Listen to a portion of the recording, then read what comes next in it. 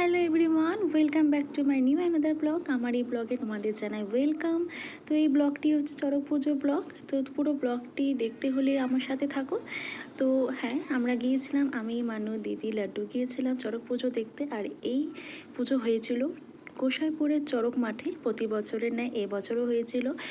তারপর ঘুরতে ঘুরতে চলে এলাম এই খেলনার দোকানে। আর খেলনা দেখলে পরেই ছোটোবেলার স্মৃতির কথা জেগে ওঠে, যাই হোক মনে পড়ে যায়। তারপর চলে এলাম মুখরোচকের খাওয়ার দোকান। তারপর দেখতে পাচ্ছ মাটি দিয়ে তৈরি খেলনার দোকান।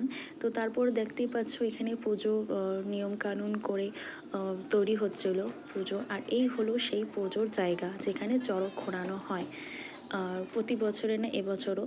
তো সবই আয়োজন করা হচ্ছিল তখন। তো এই দেখো সব কিছু ঢোল টোল বাজিয়ে আয়োজন করা হচ্ছিলো। আর এই হলো সেই মুহূর্ত, চড়ক ঘোরানো।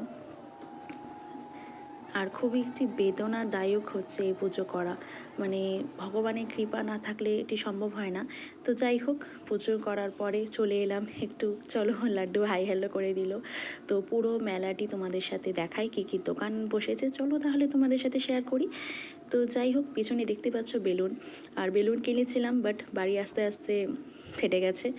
তো তারপর চলে এলাম একটু পেট পুজো করতে। হ্যাঁ, খিদে পেয়েছিলো তাই একটু চলে গেলাম একটু স্টলে।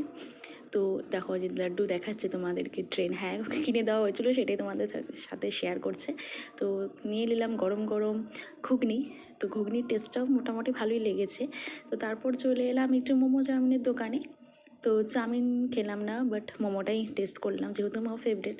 তো মোমোটার টেস্টটাও ছিল জাস্ট অসাধারণ। তো আমার এই ব্লগটি কেমন লাগলো কমেন্টে জানিও। আমার দেখাবো নেক্সট ব্লগে। আপাতত টাটা, বাই বাই।